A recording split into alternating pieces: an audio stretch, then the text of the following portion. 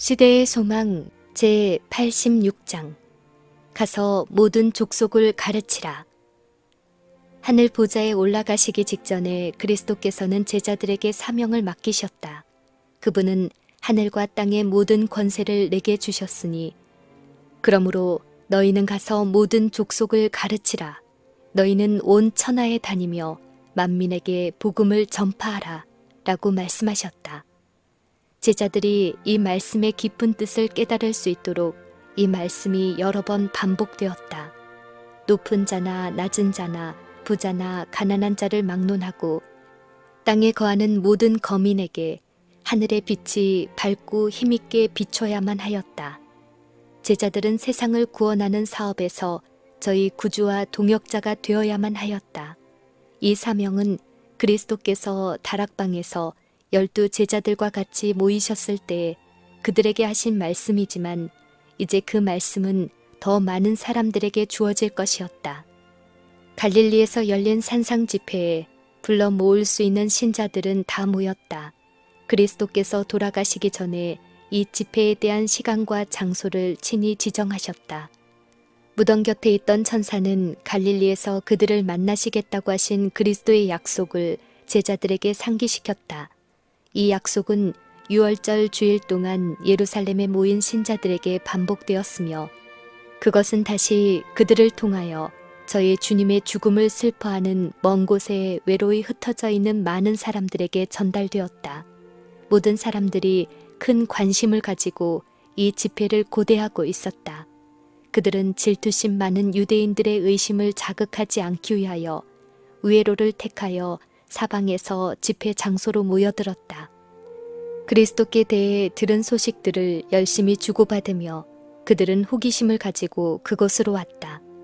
약속된 시간에 약 500명가량의 신도들이 적은 무리를 이루어 산 중턱에 모였다. 그들은 부활하신 그리스도를 만난 자들에게서 들을 수 있는 모든 것을 다 듣고자 열망하였다. 제자들은 이 무리와 저 무리를 차례로 지나다니며 저희가 예수님에 관하여 보고 들은 모든 것을 말해 주었다. 그리고 예수께서 성취하신 것들을 성경 말씀으로 밝혀 주었다. 도마는 자기의 불신에 대한 이야기를 자세히 말하고 어떻게 그의 의심이 일소되었는지를 말해 주었다. 갑자기 예수께서 그들 가운데 서셨다. 아무도 그분이 어디서 오셨으며 어떻게 오셨는지를 말할 수 없었다. 참석한 많은 사람들은 전에 그분을 본 적이 전혀 없었으나 그분의 손과 발에서 십자가에 못 박히신 흔적을 볼 수 있었다. 그분의 얼굴은 하나님의 얼굴과 같았으며 그들은 그분을 보자 그분에게 경배하였다. 그러나 어떤 이들은 의심했다. 그와 같은 일은 항상 있을 것이다. 믿음을 활용하는데 어려움을 발견하는 자들이 있는데 그들은 자기 자신을 의심하는 편에 둔다. 이러한 사람들은 저희의 불신 때문에 많은 손실을 당하게 된다. 이것은 예수께서 부활하신 후에 많은 신자들과 가지신 유일한 회견이었다. 예수께서 나아오셔서 그들에게 하늘과 땅의 모든 권세를 내게 주셨다고 말씀하셨다. 제자들은 예수께서 말씀하시기 전에 그분에게 경배하였는데 죽음으로 닫혀졌던 입술에서 흘러나오는 그분의 말씀은 특이한 힘으로 그들을 감동시켰다. 그분은 이제 부활하신 구주이셨다. 저희 중에 많은 이들은 그분이 병자를 고치고 사단의 작용을 제어하는 일에 그분의 능력을 사용하시는 것을 보아왔다. 그들은 그분이 예루살렘에 그분의 나라를 세울 권세를 가졌고 모든 반대를 진압하고 자연의 힘을 제어할 권세를 소유하셨다는 것을 믿었다. 그분은 사나운 물결을 잔잔케 하셨고 흰 거품이 있는 파도 위를 걸으셨으며 죽은 자를 살리셨다. 이제 그분은 모든 권세가 당신에게 주어졌음을 선언하였다. 그분의 말씀은 듣는 자들의 마음을 지상의 일시적인 사물에서 하늘의 영원한 사물로 이끌어갔다. 그들은 그리스도의 존귀와 영광에 대한 최고의 개념을 가지게 되었다. 산 중턱에 사신 그리스도의 말씀은 인류를 위한 그분의 희생이 충분하며 완성되었다는 발표였다. 속죄의 조건들은 성취되었고 그분이 이루기 위하여 세상에 오신 사업은 완성되었다. 그분은 모든 천사들과 정사와 권세들에게 영광을 받으시기 위하여 하나님의 보좌로 올라가시는 길이었다. 그분은 중보 사역에 들어가셨다. 무한한 권능으로 옷 입으신 그리스도께서는 제자들에게 다음과 같은 사명을 맡기셨다. 그러므로 너희는 가서 모든 족속으로 제자를 삼아 아버지와 아들과 성령의 이름으로 침례를 주고 내가 너희에게 분부한 모든 것을 가르쳐 지키게 하라. 볼지어다 내가 세상 끝날까지 너희와 항상 함께 있으리라. 유대 백성들은 거룩한 진리를 위탁받은 백성이었으나 바리새주의는 그들을 온 인류 가운데서 가장 배타적이요 가장 편벽된 자들로 만들었다. 제사장들과 관원들에 관한 모든 것, 곧 의복과 관습과 의식과 유전들이 그들을 세상의 빛이 되기에 부적당하게 만들었다. 그들은 자신들, 곧 유대 나라를 온 세계로 간주하였다. 그러나 그리스도께서는 제자들에게 계급이나 지역을 초월한 믿음과 예배, 즉 모든 백성과 모든 민족과 모든 계층의 사람들이 받아들일 수 있는 믿음을 선포할 사명을 주셨다. 제자들을 떠나기 전에 그리스도께서는 그분의 나라의 성질을 분명히 말씀하셨다. 그분은 이전에 이것에 대하여 그들에게 하셨던 말씀을 저희 마음에 상기시키셨다. 이 세상에서 현세적 나라를 세우는 것이 그분의 목적이 아니요 영적 나라를 세우는 것이 그분의 목적이었다고 선언하셨다. 그분은 이 세상의 왕으로서 다윗의 보좌에 앉아 다스릴 것이 아니었다. 예수께서는 다시 성경을 펴서 당신이 통과하신 모든 것은 하늘 회의에서 아버지와 그분 사이에 정해진 것이었음을 설명하셨다. 모든 것이 성령의 감동을 받은 사람들에 의하여 예언되었다. 그분은 다음과 같이 말씀하셨다. 너희는 내가 메시아로서 거절당한 일에 대하여 너희에게 나타내 보여준 것이 모두 다 성취된 것을 보았다. 내가 견뎌야 할 모욕과 죽음에 대하여 내가 전에 말했던 대로 모든 것이 입증되었다. 나는 3일 만에 다시 일어났다. 성경을 더욱더 부지런히 연구하라. 그러면 너희는 모든 면에서 나에 관한 예언의 세목들이 다 성취된 것을 알 수 있게 될 것이다. 그리스도께서는 저희 손에 맡겨주신 사업을 예루살렘에서부터 시작하라고 제자들에게 명하셨다. 예루살렘은 예수께서 인류를 위하여 놀라운 겸비를 나타내신 곳이다. 그곳에서 그분은 고통을 받고 거절과 정죄를 당하셨다. 유대 땅은 그분의 출생지였다. 그곳에서 그분은 인성의 의복을 입으시고 사람들과 함께 걸어 다니셨다. 그러나 예수께서 저희 가운데 계실 때 하늘이 얼마나 땅에 가까이 이르렀는지를 깨닫는 자가 거의 없었다. 예루살렘에서 제자들의 사업은 시작되어야만 하였다. 그리스도께서 그곳에서 고통을 당하신 것과 그분의 수고가 아무런 인정도 받지 못함을 보고 제자들은 더 유망한 일터를 주시도록 간청할 수도 있었겠지만 그들은 그렇게 하지 않았다. 예수께서 진리의 씨를 뿌리셨던 바로 그 땅을 제자들은 갈아야만 했다. 그렇게 함으로 씨가 움터서 많은 수확을 낼 것이다. 제자들이 일하는 동안에 유대인들의 질투와 증오에서 오는 박해를 만나게 될 것인데 그것은 저희 주께서 참으셨던 것이므로 그들도 그 박해를 피하지 말아야 하였다. 구주를 살해한 자들에게 맨 먼저 자비의 초청이 주어져야만 한다. 그리고 예루살렘에는 비밀리에 예수님을 믿는 자들이 많았으며 제사장들과 관원들에게 속임을 당한 사람도 많았다. 이 사람들에게도 역시 복음은 전파되어야만 하였다. 그들은 회개하라는 초청을 받아야만 하였다. 그리스도를 통하여서만 죄 사함을 받을 수 있다는 놀라운 진리가 명백하게 전해져야 하였다. 온 예루살렘은 지난 몇 주일 동안에 일어난 소름 끼치는 사건들 때문에 흥분이 되어 있었다. 그러므로 복음을 전하는 일은 가장 깊은 인상을 줄 것이다. 그러나 사업을 이곳에서 멈추어서는 안 되었다.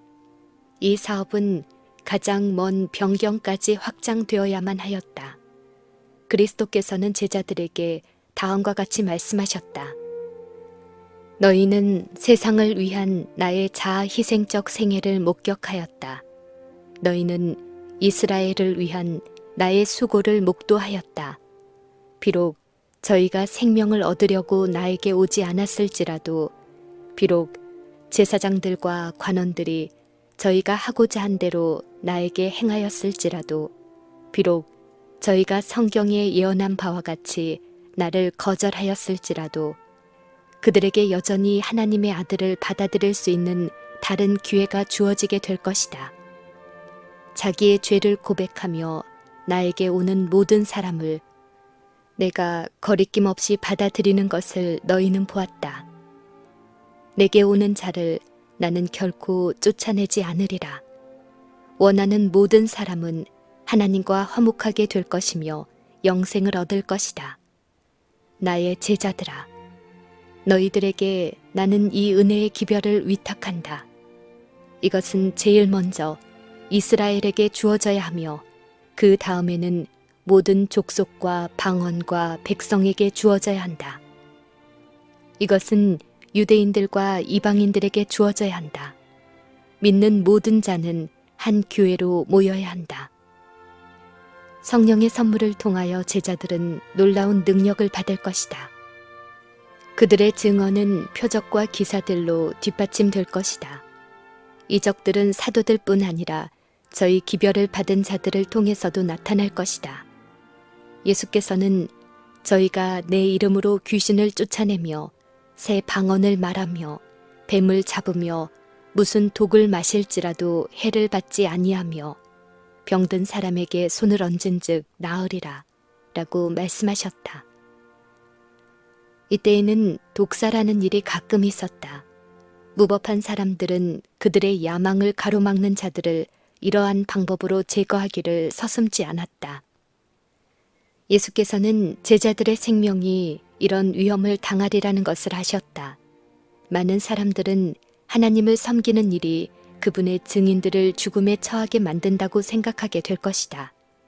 그러므로 그리스도께서는 그러한 위험에서 보호하시겠다고 그들에게 약속하셨다. 제자들은 예수께서 백성 중의 모든 병과 모든 약한 것을 고치셨던 그와 같은 능력을 가지게 될 것이다. 예수님의 이름으로 육체의 질병을 고침으로 그들의 영혼의 병을 낫게 하실 그분의 능력을 증거하게 될 것이다. 그리고 이제 한 새로운 선물이 약속되었다. 제자들은 다른 족속들 가운데서 전도하게 될 것이므로 다른 방언들을 말할 능력을 받게 될 것이다. 사도들과 그의 동료들은 무식한 사람들이었으나 오순절날 성령의 부어주심을 받음으로 그들의 언어는 자국어나 혹은 외국어를 막론하고 낱말과 억양이 순수하고 단순하고 정확하게 되었다. 이와 같이 그리스도께서는 제자들에게 임무를 맡겨주셨다. 그분의 사업을 수행하는 데 필요한 충분한 준비를 하셨으며 또 사업의 성공에 대한 책임을 몸소 지셨다. 저희가 그분의 말씀을 순종하고 그분과 밀접한 관계를 가지고 일하는 한 그들은 실패하지 않을 것이다. 모든 민족들에게 가라고 그분은 명하셨다. 사람이 거하는 땅 끝까지 가라. 그러나 나의 임재가 그곳에 있으리라는 것을 알라. 내가 너희를 버릴 때란 결코 없으리니 믿음과 신념을 가지고 일하라. 제자들에게 맡기신 구주의 명령에는 모든 신자들이 다 포함되어 있다. 이것은 세상 끝날까지 그리스도를 믿는 모든 신자를 포함한다. 영혼 구원 사업이 안수받은 목사에게만 의존된다는 생각은 치명적인 잘못이다. 하늘의 영감을 받은 모든 사람에게 복음 사업이 위탁되어 있다. 그리스도의 생애를 받아들이는 모든 사람들은 저희 동료들의 구원을 위하여 일하도록 임명되었다. 이 사업을 위하여 교회가 설립되었으며 그리고 이 신성한 맹세를 짊어진 자들은 모두 그때부터 그리스도와 동역자가 되겠다고 서약하는 것이 된다. 성령과 신부가 말씀하시기를 오라 하시는도다. 듣는 자도 오라 할 것이요 듣는 모든 사람은 이 초청을 반복할 것이다. 생애의 소명이 무엇이든지 간에 그의 첫 번째 관심사는 그리스도를 위하여 영혼을 구원하는 것이 되어야 한다. 그가 회중 앞에서 말할 수 없을지 모르나 개인들을 위하여는 일할 수 있다. 그는 자신의 주께로부터 받은 교훈을 그들에게 전달할 수 있다. 목회는 설교하는 일만이 아니다. 병자와 고통당하는 자를 구제하고 공공한 자를 도우며 낙담한 자들과 믿음이 적은 자들에게 위로의 말을 해주는 자들은 목회자의 일을 하고 있는 것이다. 원근의 죄책감에 억눌린 영혼들이 많이 있다. 인류를 타락시키는 것은 공고나 노역이나 빈곤이 아니라 죄와 악행이다. 그것이 불안과 불만을 가져온다. 그리스도께서는 당신의 종들이 죄로 병든 영혼들을 섬기기를 바라신다. 제자들은 저희가 있는 그곳에서 사업을 시작할 것이다. 가장 어렵고 가장 희망이 없어 보이는 일터라도 지나쳐 버릴 것이 아니다. 이와 같이 모든 그리스도의 일꾼들은 각각 저희가 있는 곳에서 일을 시작해야 한다. 우리 자신의 가족 중에도 동정에 줄이고 생명의 떡에 굶주린 영혼들이 있을 수 있다. 그리스도를 위하여 교육시켜야 할 자녀들이 있을 것이다. 바로 우리의 문전에 불신자들이 있다. 가장 가까이 있는 일을 충성스럽게 하자. 그 다음에 하나님의 손이 길을 인도하시는 데까지 우리의 노력을 확대시키자. 많은 사람의 사업이 환경에 의하여 제한을 받는 것처럼 보이나 어느 곳에서든지 신앙과 근면으로 행한다면 세상의 가장 먼 곳에까지도 그 가마를 느끼게 될 것이다. 그리스도께서 세상에 계실 때에는 그분의 사업이 좁은 지역에 국한된 것처럼 보였으나 각 나라에서 많은 무리가 그분의 기별을 들었다. 하나님께서는 때때로 가장 큰 결과를 성취시키기 위하여 가장 단순한 방법을 사용하신다. 그분의 사업의 모든 부분이 마치 모든 것이 사이좋게 움직이는 바퀴 속의 바퀴처럼 모든 다른 부분에 의존하도록 그분은 계획하셨다. 성령의 감동을 받은 가장 겸손한 일꾼이 눈으로 볼 수 없는 신금을 울릴 때 그 진동은 땅끝까지 울릴 것이며 영원한 세대를 통하여 아름다운 멜로디를 만들어낼 것이다. 그러나 너희는 온 천하에 다니라는 명령을 잊지 말아야 한다. 우리는 눈을 들어 저 너머에 있는 지역들을 바라보도록 부르심을 받았다. 그리스도께서는 민족을 갈라놓는 편견과 분리의 장벽을 헐어버리시고 모든 인간 가족들에 대한 사랑을 가르치신다. 그분은 사람들을 그들의 이기심이 정해놓은 편협한 사회로부터 끌어올리시고 모든 지역적 경계선을 철폐하시며 사회의 인위적인 차별을 폐지하신다. 그분은 이웃과 낯선 사람을 구별하지 않으시며 친구와 원수를 차별하지 않으신다. 그분은 우리에게 도움이 요구되는 모든 영혼을 형제로 보고 이 세상을 우리의 일터로 보라고 가르치신다. 구주께서는 가서 모든 족속을 가르치라고 하시면서 또한 믿는 자에게는 이런 표적이 따르리니 곧 저희가 내 이름으로 귀신을 쫓아내며 새 방언을 말하며 뱀을 집으며 무슨 독을 마실지라도 해를 받지 아니하며 병든 사람에게 손을 얹은즉 나으리라고 말씀하셨다. 이 약속은 그 사명과 마찬가지로 멀리까지 미친다. 그 모든 선물이 모든 신자에게 다 주어지는 것은 아니다. 성령께서 그 뜻대로 각 사람에게 나누어 주신다. 그러나 성령의 선물은 주님의 사업을 위한 각자의 필요에 따라 모든 신자들에게 약속되어 있다. 그 약속은 지금도 사도 시대와 마찬가지로 강력하고 믿음직한 것이다. 믿는 자들에게는 이런 표적이 따르리라고 하셨다. 이것은 하나님의 자녀들의 특권이다. 그러므로 우리는 믿음으로 믿음의 보증이 될 만한 모든 것을 다 붙들어야 한다. 병든 사람에게 손을 얹은즉 나으리라. 이 세상은 거대한 나환자 수용소 같지만 그리스도께서는 병자를 고치고 사단의 포로들에게 구원을 선포하기 위하여 이 땅에 오셨다. 그분은 건강하고 힘이 있으셨다. 그리스도께서는 병자와 고통당하는 자와 귀신 들린 자들에게 당신의 생명을 나누어 주셨다. 그분은 당신의 치유의 능력을 받기 위해 찾아온 자들을 한 사람도 그냥 돌려보내지 않으셨다. 그분은 당신에게 도움을 간청하는 자들이 그러한 질병을 스스로 끌어들인 것을 아셨으나 그들의 병을 고쳐주기를 거절하지 않으셨다. 그리고 그리스도께로부터 흘러나온 치유의 능력이 이러한 불쌍한 영혼들에게 들어갔을 때 그들은 죄를 깨달았으며 많은 사람들이 저희 육체적 질병과 함께 영적인 질병도 고침을 받았다.